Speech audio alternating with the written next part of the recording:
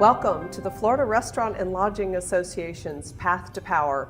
Today we are here with Maryann Ferenc. She's the president and CEO of Mise, one of the most fabulous restaurants here in Tampa. Maryann, it is so wonderful to have this opportunity to talk to you. So tell me a little bit about how you got started in the hospitality industry. Well, I grew up what I call a restaurant brat.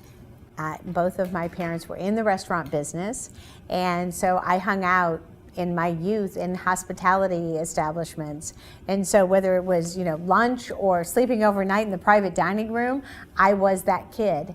Grew up, said, maybe I want to get out of this, married a chef, and there you go. Okay, that's one of the most interesting parts of our industry is the people who get together. You're not the only member of ours where you have a marriage and it turns out to end up that you're just business partners. Because it's an industry that does that. I mean, they're family businesses. That's right. So it's an industry that lends itself to that, absolutely. So that leads to a perfect question of tell me one of the most valuable lessons that you've learned about the hospitality industry and what you do for a living. These really came very early on truly when I was a kid. My mother taught me that the customer is always right. And the customer is always your focus. I can remember being a child and trying to get her attention and her giving me that look that said, when I'm done with the client, I will talk to you. And that was not, that was not a bad thing as a kid. It was just really made me understand the value of that client relationship. And so that is one of the things that she taught me that is a part of our philosophy here at Mise, that we teach every employee that comes here.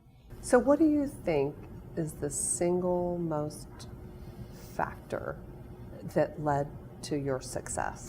Single, if I can maybe combine two things that result in a single thing. I think that it's the fact that both Chef Marty Blitz and myself really love, after 30 going on 31 years, we both still really love the industry, and we really love what we do. He loves to cook. It's what he wants. It's what he shows up every day. He actually cooks every day.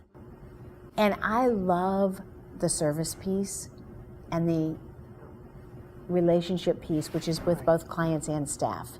That's what I get up for every day. And I really still love that. That's really what jazzes me up. So I think because we both love what is the essence of our industry, it's not just a career, a job, which obviously everybody needs to make a living. That's what we're about, creating jobs in this industry, right? We've created a lot of jobs. We want to keep doing that. And we have great jobs here, but it's beyond that for both of us. We show up every day and we get fed.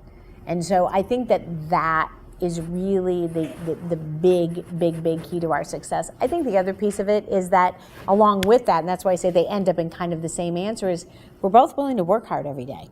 I mean, we both show up and work hard, and your willingness and your capacity to do that in this industry goes a long way. Well, that's why it's lasted. Yes. So, you are such a great philanthropist, and you do so, I know what you do statewide. I can't even begin to wrap my mind around what you do for the community. So tell me a little bit about what it is that leads you and makes you want to be part of the community efforts and the philanthropy things that you do. That's very much me. That's great. Had I done something else, it would have been probably something, and with my life, it would have been something very community leadership, community activation, spiritual activation, something like that was very about bringing people together, right? And the restaurant brings people together every night. I mean, and that's what's so great. Every lunch, every dinner, people are getting together, talking about their lives, community lives, all of that. So it was natural in me and inherent in our industry, I think, to really be engaged in the community. And it also has been very smart, if you will, from a business perspective, because what we've always tried to do is figure out, okay, what is the community engaged in? What's meaningful? What are the community's goals? What are our goals? Where do they align? And we've really paid attention and put our most energy into where they align. It's why we ended up at the museum. That's awesome.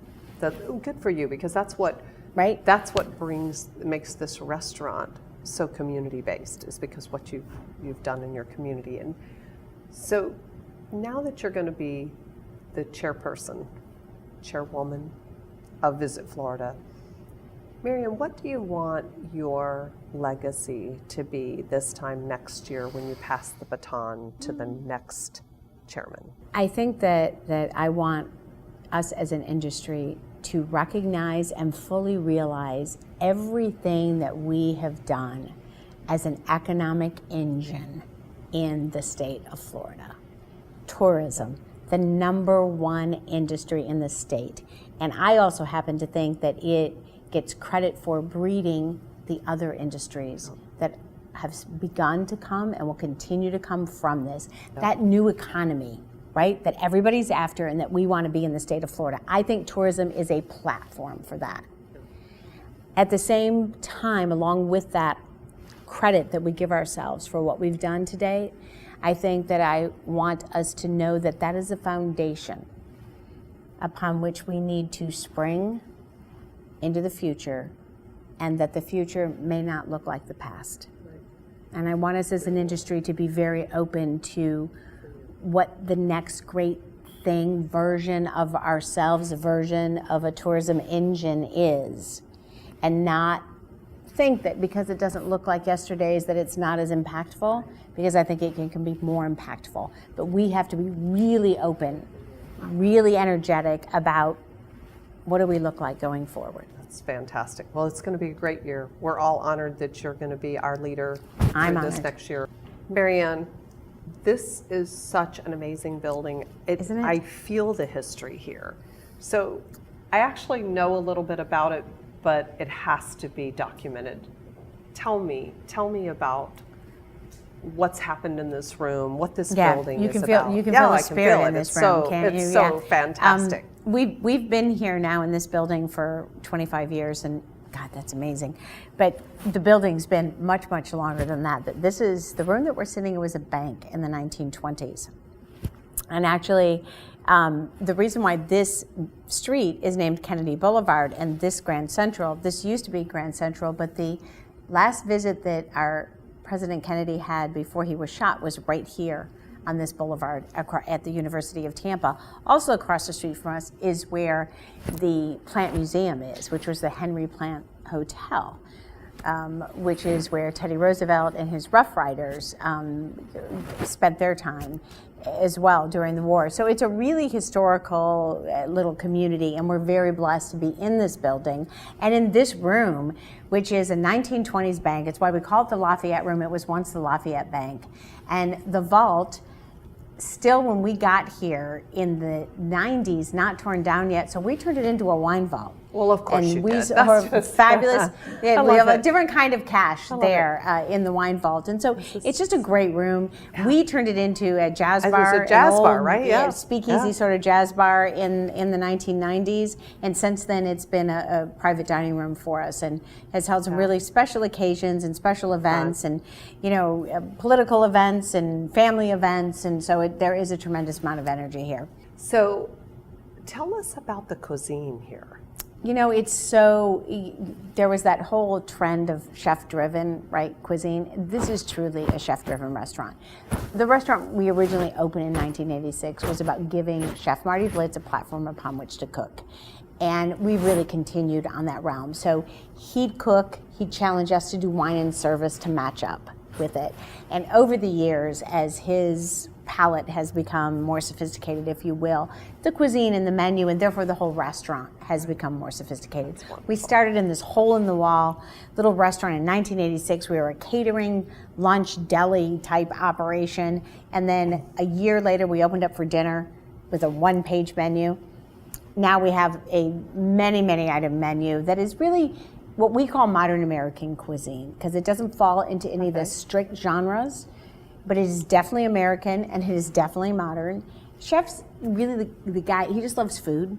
He really just loves to eat, he loves to dine, he loves to talk to people about food. So he'll go to a Puerto Rican restaurant where they're making mofongo and chicken, and he'll talk to them and you'll see that show up on the menu. He has a favorite Vietnamese dive restaurant, and he'll have something there, and somehow something about that will show up on the dinner menu. So Quarter of it changes every week. That's Always right. something new.